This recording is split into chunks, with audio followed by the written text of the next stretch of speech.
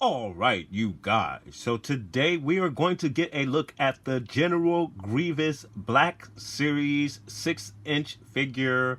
Really cool, guys. Been waiting on this guy. Actually, one of my most anticipated figures for 2019. I've actually had this guy for actually about exactly a week today. But unfortunately, I haven't had a chance to review this guy until now, dealing with the barge. And I want to thank all of my subscribers and new viewers who checked out my barge unboxing, guys. I really appreciate that, guys. And if you haven't checked it out, please do check it out. I have a really cool diorama at the end of that review of the Jabba Cell barge, guys. So go ahead and check that video out. So getting back to General Grevious here, 6-inch figure, guys. We're going to get a look at the box. So let's go ahead and get a look at the box. So getting you a look at the box, we have our Black Series box, a bit larger than our typical Black Series box, guys, because there's a lot of contents on the inside, plus the figure pictured in the window here. We have a cool illustration off to the side as usual, General Grevious, our warning label, and then of course we have Star Wars, the Black Series on the top of the box there, guys. And then off to the side, guys, General Grevious is D1 in the Black Series line, guys. So my assumption is that the D stands for Deluxe #1 figure. So I guess what they're calling is their Deluxe Black Series line, guys. So we'll see. I'm assuming that the Deluxe version comes with additional accessories and obviously really cool numbering, different style of numbering here on the Black Series, guys. A bit of a change here with the Black Series line, guys. So really cool stuff there. On the back of the box, we have our Star Wars logo, D1, General Grievous illustration right there. And then we also have a little information on the character itself. So let's go ahead and get a look at that information, guys. General Grevious was a brilliant separatist military strategist and a feared Jedi hunter, known for his ruthless and hacking cough.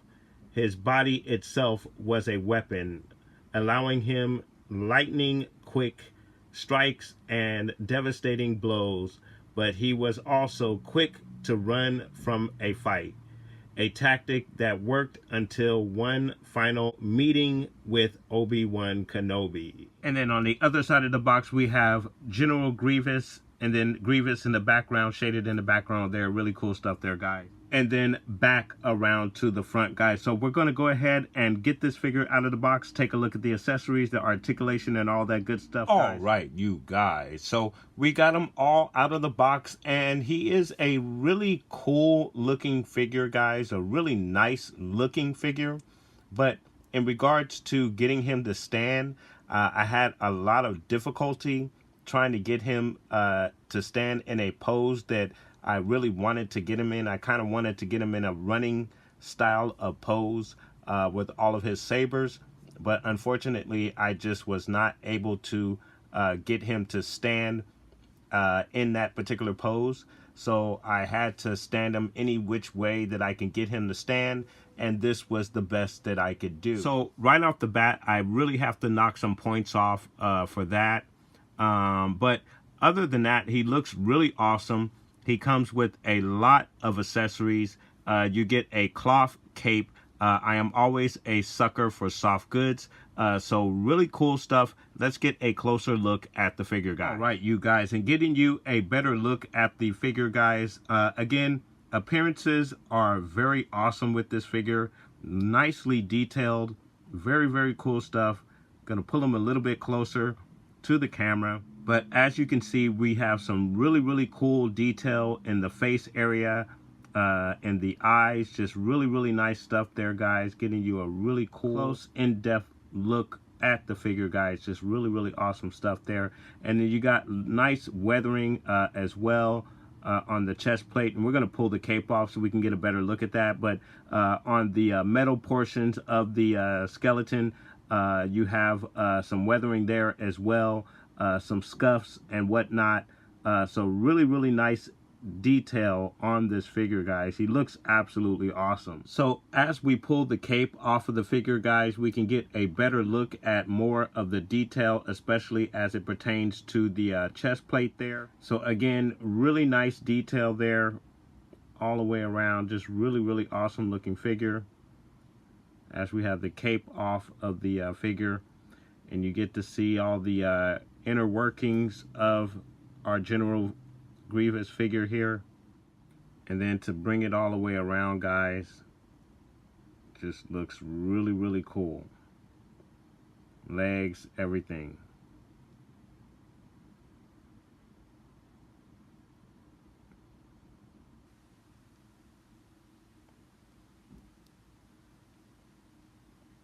So guys, we're going to talk a little articulation with this figure, and this is a really interesting figure when it comes to articulation, because there are several different moving parts with this figure, and we're going to obviously explore all of those parts here, guys. So you're going to have to bear with me on this, guys, because it's not your typical articulation display here, guys. So we're going to start with the arms connected together.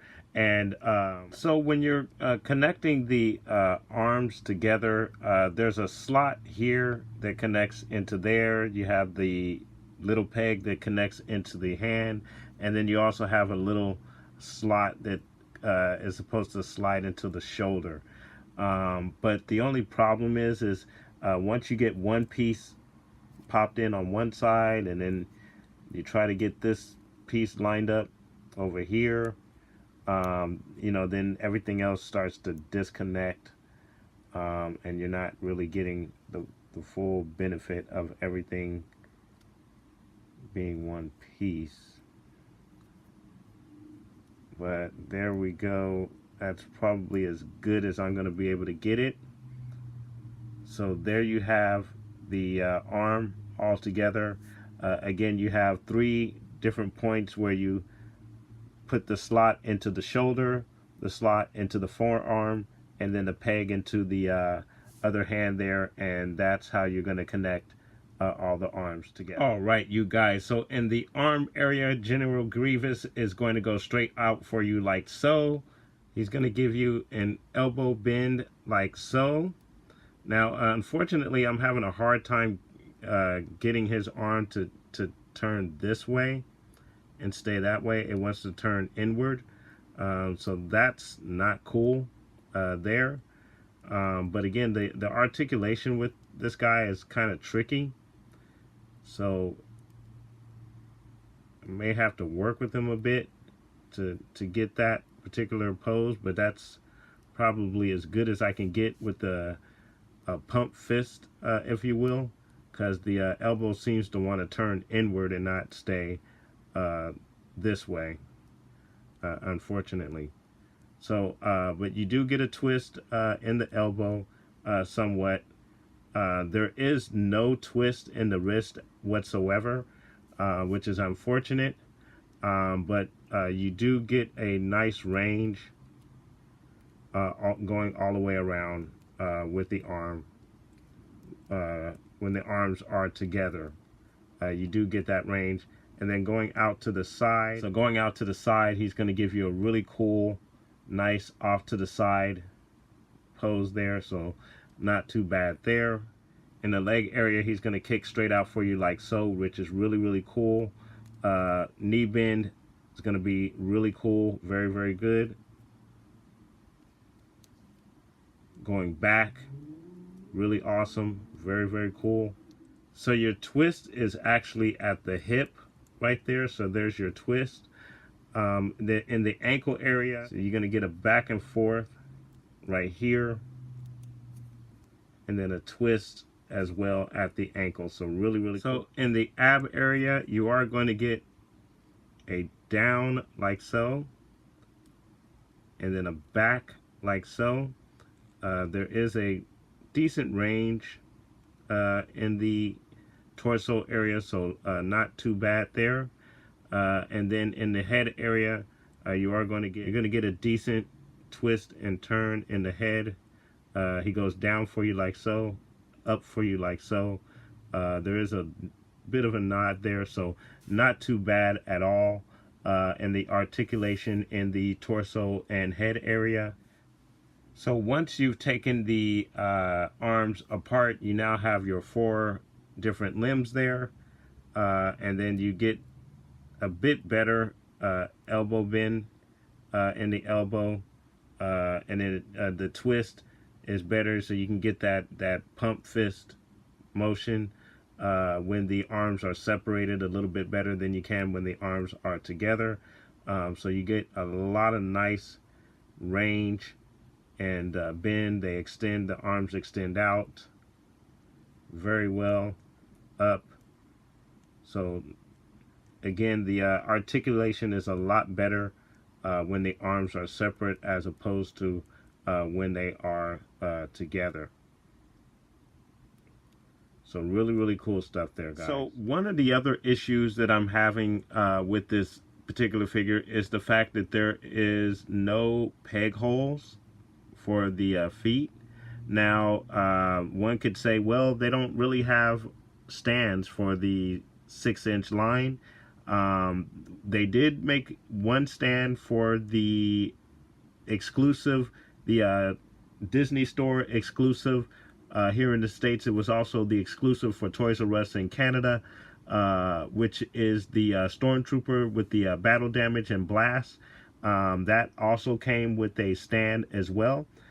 So I do believe we will get stands in the future.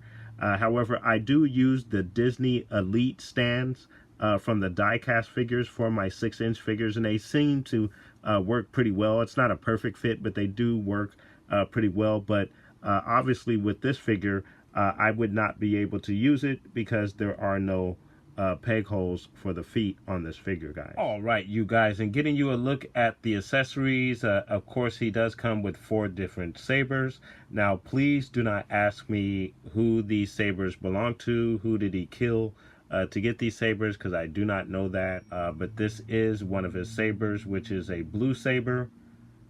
Really cool stuff. And then here we have the other blue saber, guys. Really cool. Awesome looking stuff there. Nicely detailed there, guys. Really cool stuff. And then we also have his other green saber. Really awesome looking stuff there, guys. And the other green saber.